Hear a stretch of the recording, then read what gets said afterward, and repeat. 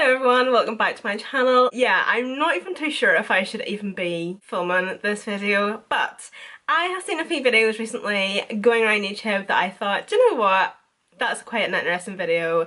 I love these type of videos, so I just thought I would film one. So today I'm going to be doing the Truthful Youtuber Tag. I decided to tag myself.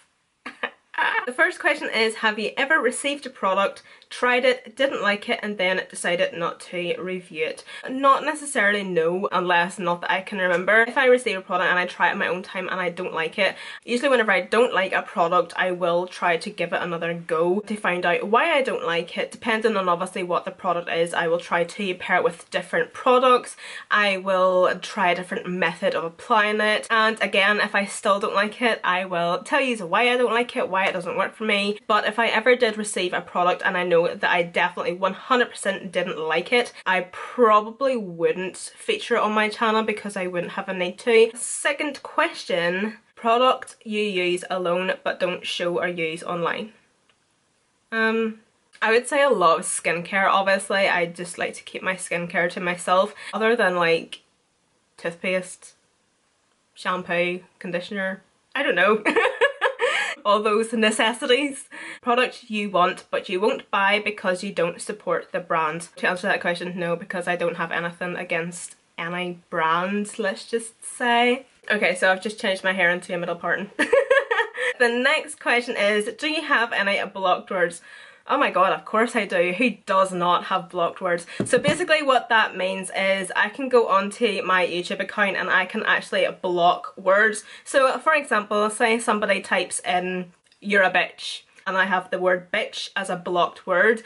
That comment will not show in my comment section, but it will show up in my reviewed comments. So I have to go in and kind of approve it so it can be shown in my comment section on my YouTube channel. The blocked words I have are eyebrows. Whenever I first started doing YouTube, like, oh my god, I got savage abuse and savage hate. I was very new to YouTube at the time. I was so new to getting all this hate, and I was like, yeah, eyebrows has to be a blocked word. Yep, I have eyebrows and I have teeth. Teeth, you say? Yeah, teeth. Teeth was a word that I had to put in my blocked words because I do get some savage abuse about my teeth, and like, there is nothing wrong with my teeth. I've never in my life had braces because I've never needed braces. I just have naturally yellow teeth. And obviously in the world of YouTube and the internet, because I was one of the very few that have my real natural teeth, this is just not right. This is an absolute uproar. Yeah, I just got absolute savage abuse, and I still do, about how yellow my teeth are. The fact that I urgently need a dentist, I need my mouth fixed, my teeth are disgusting, my teeth are the colour of my face. You name it, it's been said about my teeth. And do you know what? It's sad. It's a sad world that we live in. In my blocked words had to be eyebrows and teeth. Like, it tickles me. It makes me laugh so much. But really? So next question. Do you delete comments? If so, why? If someone has left me a comment and they're just being a dickhead, let's just say, depending on what they have said, I'll delete it or I'll keep it. If someone has left me a comment giving me actual constructive criticism, I'll leave it, because I'm mature enough to say that I respect everybody's opinion.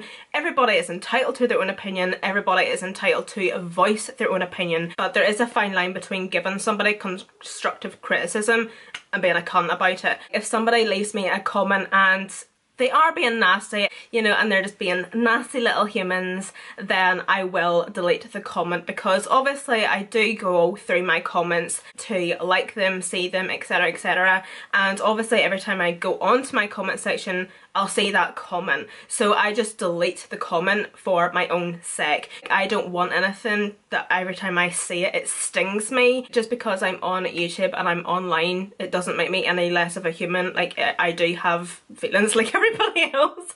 It doesn't mean that I should accept the hate, be used to it. We all get triggered by wee things like that. So if someone leaves me a comment and they're just being a downright bully, then unfortunately I will have to take action. Next one is, do you block people? I actually have quite a lot of people blocked on my YouTube and my Snapchat. I have had quite a lot of people on Snapchat just clearly add me to just give me shit. On my YouTube, on the other hand, I will block people for being trolls, being nasty, obviously online bullying, etc, etc. Obviously I do have to block people for the correct reasons. Have you ever lied about a product to stay on good terms with the brand? Never in my life, because I don't actually find that I'm on any terms with any brand. As I was saying in a couple of videos past there, I'm not 100% on anybody's PR list. I will get a few packages sent to me every now and again. I wouldn't actually say that I have a relationship with a brand. Obviously has been times where brands have reached out to me and they want me to review their products in a video, whether it just being a mention or a full dedicated video, and unfortunately the products haven't worked out for me. It is awkward because you know that this brand is going to be watching this video and they have been generous enough to send you these products, and do you know what? Sometimes things just don't work, and in my case this actually did happen where something didn't work for me. You guys that actually watch me and trust my opinion, and I would like to think that you trust me, that means more to me than my relationship with a brand. In a way, they probably don't even care, you know? They're like a multi-million-dollar brand. Just because one little person sitting in their bedroom in Ireland says one nasty wee thing about their palette or their lipstick isn't necessarily going to affect them. The next question is, have you ever initially liked a product when you reviewed it and then changed your mind but didn't let your audience know? No. Influencer you don't trust. I would say out of everybody that has done this video on YouTube, I do not think there has been anybody, well, I wouldn't like to think, that have actually mentioned a name. I just personally think that that's just a wee bit immature and ratty to actually call somebody out. In this industry, in this job, if you ever get invited to an event or something and you see that person and it's like, yeah, I don't trust you. So one thing I'm just going to say is Morphe affiliates. Obviously Jaclyn Hill is one of them. I love Jaclyn Hill. I have nothing bad to say about her. She's not in that. Just putting out there. There has just been a few things that was said between these people and Morphe that didn't necessarily sit well with me and quite a few other people. From then it was just like, you know, like, how much money are you actually being paid? You know, like, you must be... Which I respect. I respect people's hustle, but at the same time, influencer I trust the most. Ooh. Influencer I trust the most. Ooh, ooh, ooh, ooh, ooh. Samantha Ravendal. She is a Canadian YouTuber. She's actually the one that I first got the idea of this video from. I love her. She is absolutely fab. I love Tati Westbrook. Obviously I have other YouTubers that I love and I follow, but they are the ones that kind of stand out most to me, that I would 100% know that they are keeping it real, if that makes sense. Secret tips or product application that you don't show while on camera.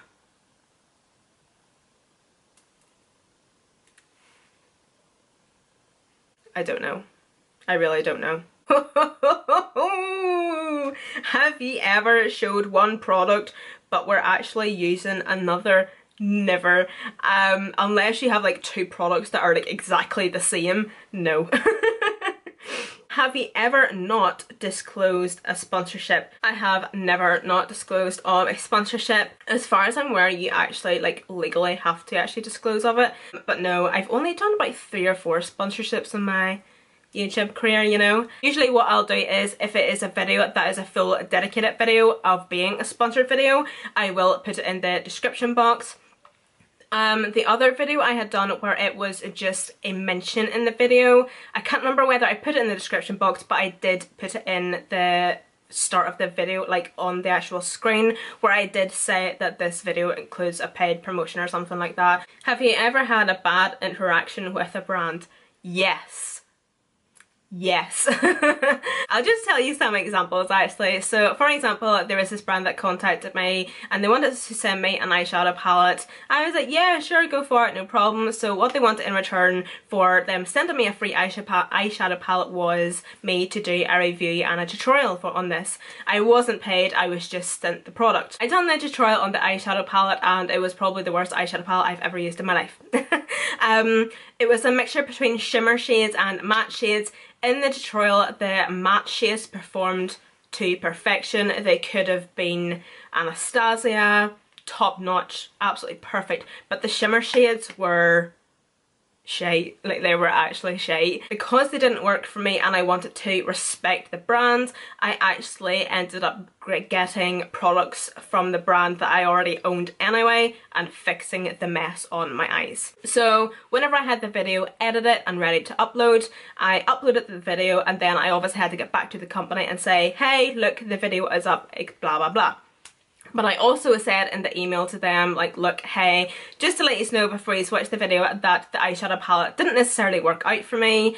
I told them what the problem was, that I had an issue with the shimmer shades. Didn't necessarily drag them through the dirt in the video, but I was completely honest. And I was completely honest to them in the email. I just wanted to let them know out of respect to them. I also wanted to respect them as well by fixing the dodgy eye makeup look with their own products instead of having to bring another brand in to fix the mess. And yeah, I never heard from them again. So yeah, not necessarily a bad interaction. If you're a brand, you should be mature enough to realise that not everyone's going to like your stuff. We all have different preferences, skin types, skin tones, and I have had 2 other bad experiences with brands. One is actually still very fresh. It's actually a very, very, very well-known brand. It's nothing to do with makeup, by the way.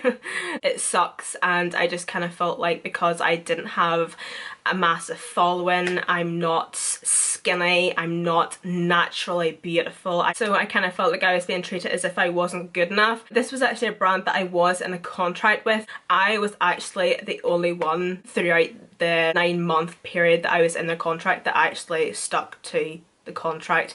They had basically done nothing, whereas every month I was doing my bits. I actually got to the point where like the brand was actually like emailing me constantly, like to try and like keep me on top of things, even though like I was still doing my work, and it was just like what?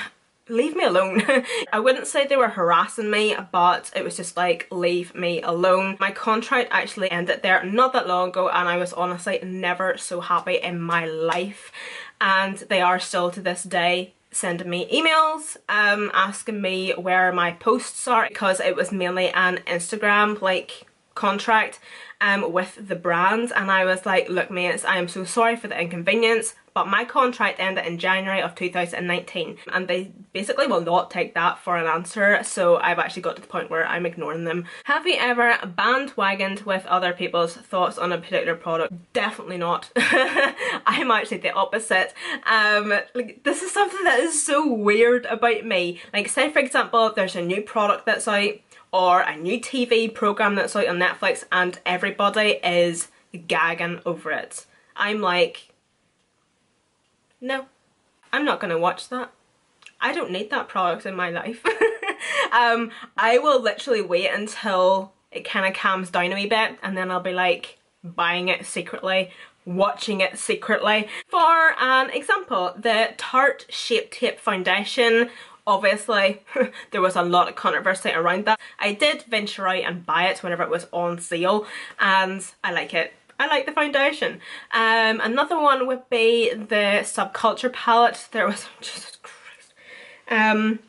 Yeah, a lot of people did not like that palette, whereas it's one of my all-time favourite palettes. It was just the ignorance of some people that weren't actually using it correctly.